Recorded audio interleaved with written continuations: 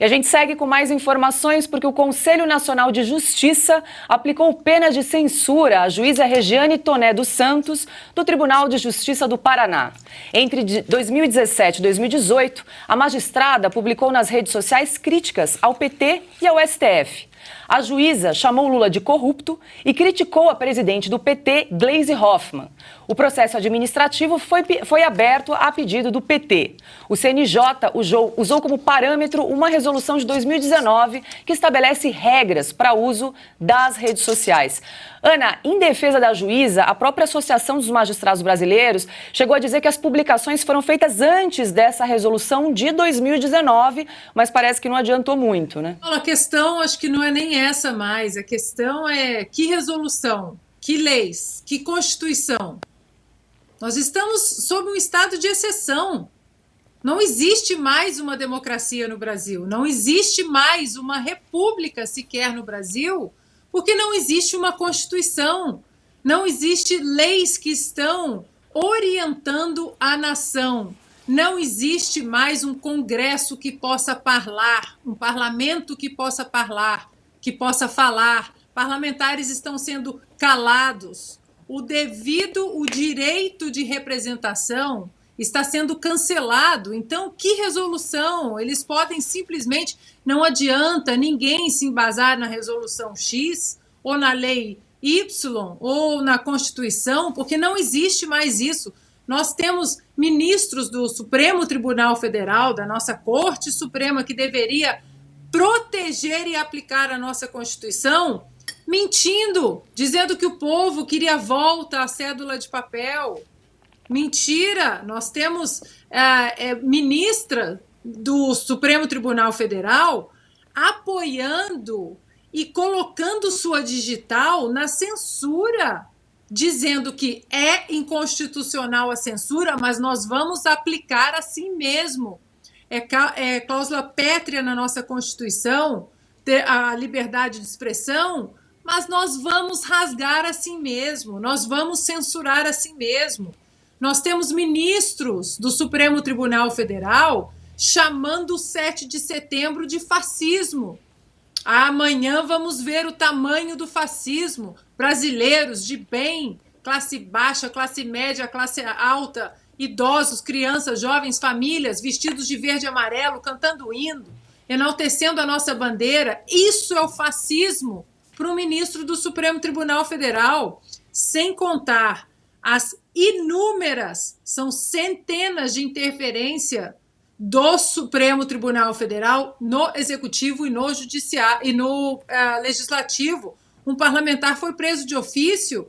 Então, toda vez que damos essa notícia sobre resolução ou a lei A, B, C, hoje o grande questionamento, Paula, é que resolução, que lei não existe mais. O golpe já foi dado, já houve uma ruptura institucional no Brasil e não adianta, com todo respeito aí à Associação dos Magistrados, à OAB, se não acordarmos para o golpe que foi dado no Brasil, não vai adiantar discutir resolução A ou lei B, porque a nossa Constituição ela já não existe mais.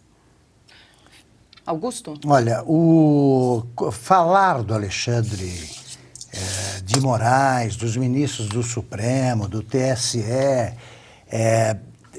falar sobre essas coisas e pessoas, frequentemente me deixa nauseado, né, pelo que eles fazem.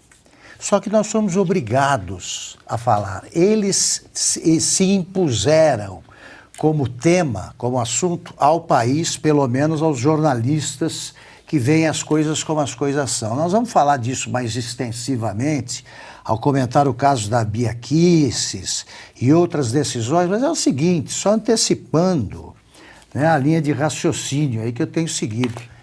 Não faz sentido, agora mais do que nunca, acusar o presidente Bolsonaro ou os seus seguidores de golpistas, porque o golpe já foi dado. Nós estamos vivendo a ditadura do judiciário. O Supremo faz o que quer, é natural que qualquer entidade ligada à justiça faça também. Está aí, Conselho Nacional de Justiça. Baseado em quê? Como pergunta a Ana. Eles só cometem ilegalidades. Hoje, por exemplo, nós somos obrigados a tratar de 8 casos ligados a entidades de magistrados, ao TSE e ao STF. E ao Dias Toffoli, não contei o Dias Toffoli, seriam 9. Eles estão por toda parte, eles estão agindo como chefes de uma ditadura.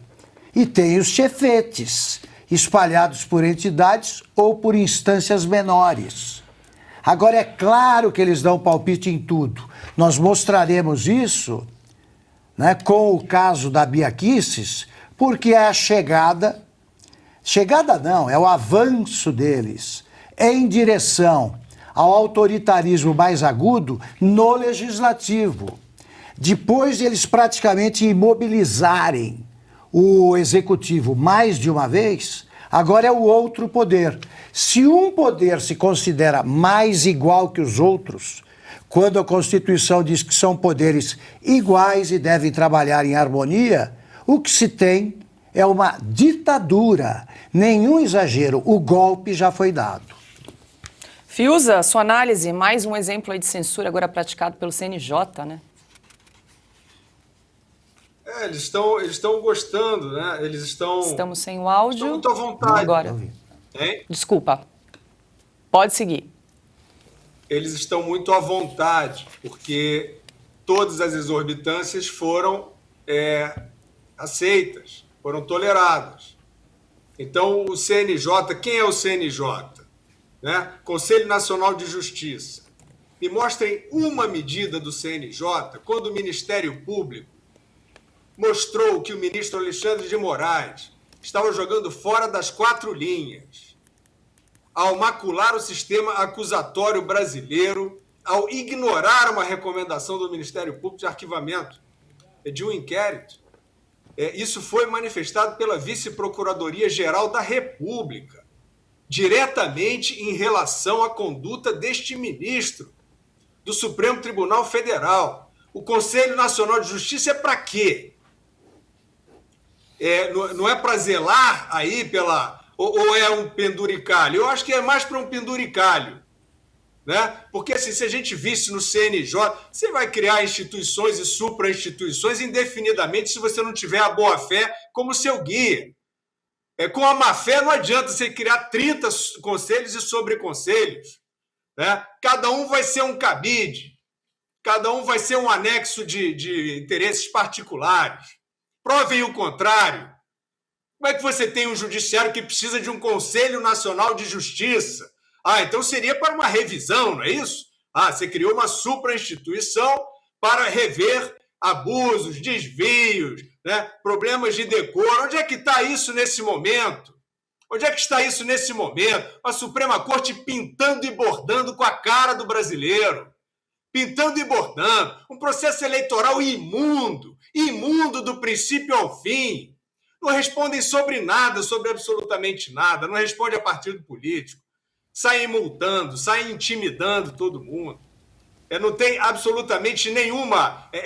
Pegam um relatório do Ministério da Defesa que diz que não é possível a aferição completa se há fraude ou não, e dizem que o Ministério da Defesa sancionou a eleição. Mentem.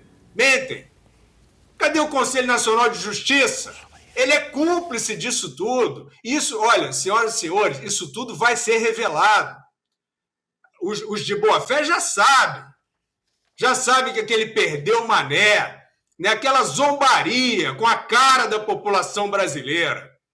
Depois de uma eleição obscura, né, a população já entendeu que isso aí é fora das 4 linhas. A população já entendeu que o STF e o TSE não prestam contas dos seus atos. Mas e o CNJ? A gente vive falando aqui do Senado, do Rodrigo Pacheco, do Ministério Público. Quem é que vai salvar a legalidade no Brasil? Deixa essa pergunta singela aqui. Quem é que vai salvar a legalidade no Brasil? Não é o CNJ. O CNJ é cúmplice desses desmandos. quando o Tribunal Superior Eleitoral deixa de prestar as suas contas, quando o Tribunal Superior Eleitoral não atende a demandas, por exemplo, do Ministério da Defesa e finge que ele foi atendido, isso tudo é delito, isso tudo é fora da regra. Cadê o Conselho Nacional de Justiça para assinalar isso? Não, eles vão seguindo nessa linha. Eles entenderam o seguinte, bom, dá para a gente ter aqui uma corte, uma ex-corte, isso não é mais corte, né? Dá para a gente ter aqui esse clube, que é apoiado pelo Jornal Nacional, irrestrito, de forma irrestrita. Todo dia, às 8h30 da noite, o William Bonner vai chegar lá e vai dizer que está tudo bem com o que faz o Alexandre de Moraes, o Luiz Roberto Barroso, que faz o karaokê lá com o Heraldo Pereira, o Luiz Edson Fachin. Olha, é só olhar, não é porque eu queira, eu faço sempre essa ressalva, acho uma pena. Uma instituição importante, que teve nome, ainda tem nomes importantes, mas resolveram fazer esse papel. Então eles acham que é o seguinte, montam um clube, aí tem os checadores, aí tem uma empresa para fiscalizar, bisbilhotar todo mundo, e aí tem a imprensa cúmplice, aí tem a plataforma cúmplice. Olha, logo depois da eleição, vem uma notificação numa dessas plataformas dizendo o TSE afirma que Lula foi eleito presidente do Brasil. De quem é esse linguajar? Do TSE não pode ser. Eles rasgaram a fantasia, mas não tanto, né? De quem é este linguajar? É do clube. É um clube que vem bancar o oficial, bancar o formal, mas está completamente fora da realidade, fora das quatro linhas. Então é isso, é um esquema, isso é um esquema de proteção e sobreproteção, ameaça, censura, coação, não é isso? É isso que a gente está vivendo. E vem o CNJ, o que faz o CNJ? Tem alguma revisão desses abusos? Nenhuma. O Ministério apontou, o ministro está maculando o sistema acusatório. O que fez o Conselho Nacional de Justiça? Diante disso, uma moção, uma nota, um murmúrio. Não fez nada. Então é cúmplice. São cúmplices de uma ação ilegal. Vamos ver até onde vai a desinibição. Guilherme, vamos encerrar esse assunto com o seguinte, como eu não sou do CNJ, não pertenço àquela esfera, eu repito aqui, Lula é corrupto, sim, e a Gleisi Hoffmann é corrupta também. Pronto, juiz não pode dizer isso, mas nós dizemos. Por quê? Baseado em fatos. Eles roubaram, são corruptos. Simples assim.